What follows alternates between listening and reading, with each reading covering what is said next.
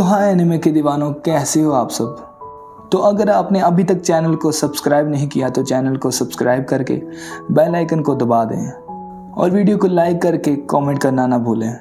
तो एपिसोड 10 की शुरुआत होती है एक हॉस्पिटल से, जिसमें हम न्यूज़ पर पब्लिक सेफ्टी के डेविल हंटर्स पर हमले के बारे में देखते हैं और पुलिस उन सब की इन्वेस्टिगेशन कर रही होती है। फिर हम आकी को जागते देखते हैं। इसके पास डेंजी और पावर बैठे कॉमिक पढ़ रहे होते हैं।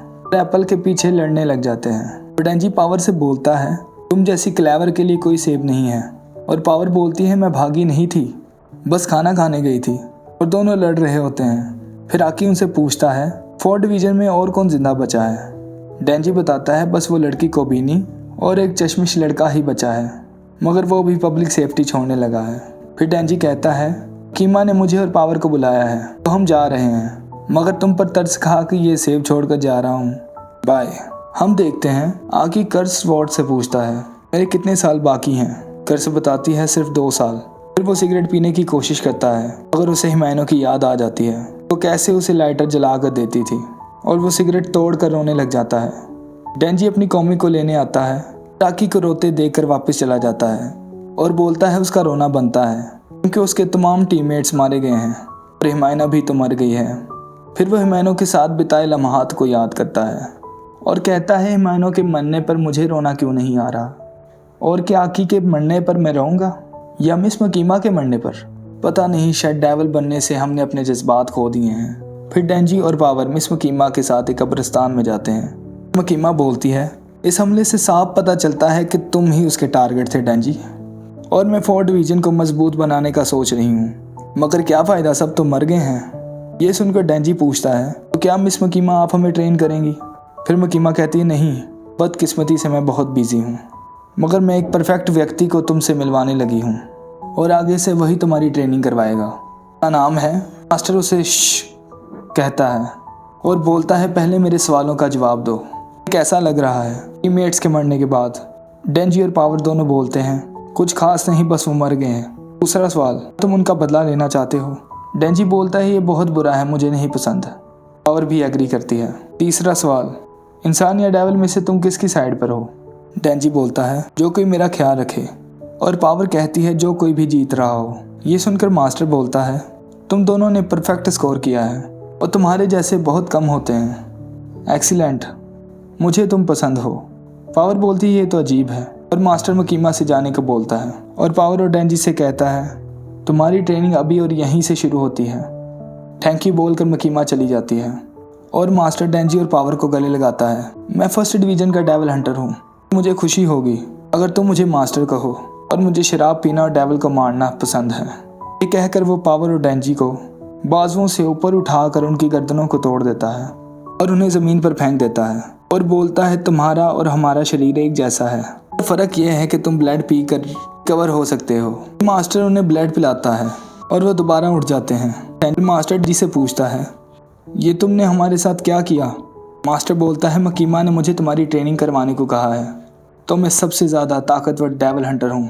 तो आइडिया ये है कि जो डेविल मुझे हरा दे वो मुझसे भी ज़्यादा स्ट्रॉन्ग होगा, और मैं तुम्हारा शिकार तब तक करता रहूँगा जब तक तुम मुझे हरा ना दो। और बोलती है, तो पागल है। जी कहता है, बिल्कुल। मास्टर उन्हें ट्राई करने को कहता है और पावर अपने ब्लड से एक हथौड़ा बनाकर डेंजी को देती है, मगर वो मास्टर पर वार नहीं कर पाता।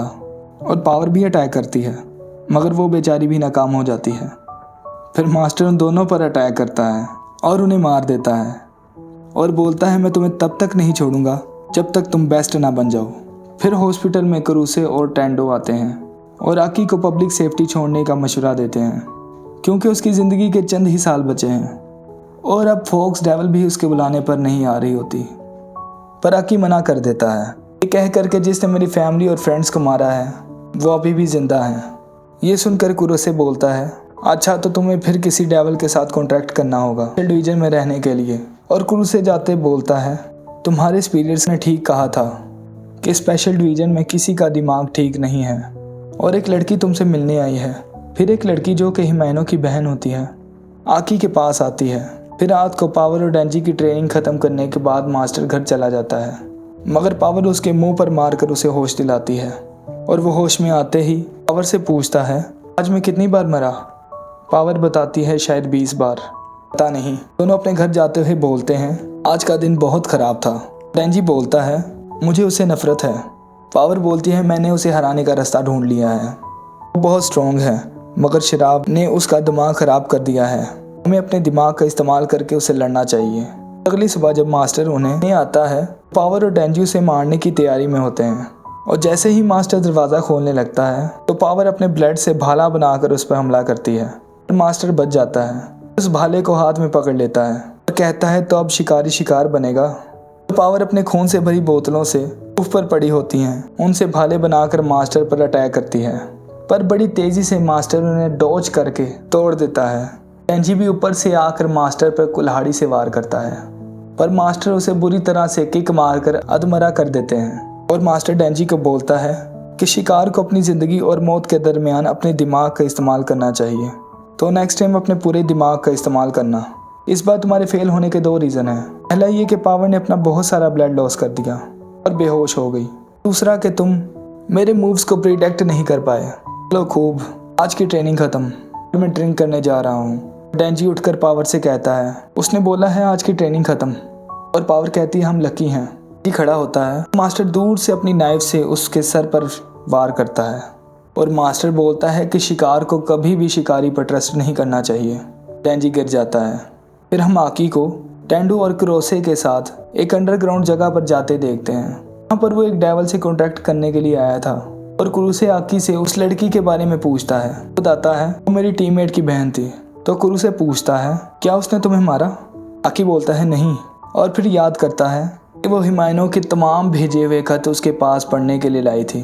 उनमें लिखा था कि मैं कैसे आकी को जॉब छोड़ने पर मना सकती हूँ। और चलते हुए आकी 108 रूम के पास आता है और क्रूस से बोलता है इसी सेल के डेविल के साथ तुमने कॉन्ट्रैक्ट करना है।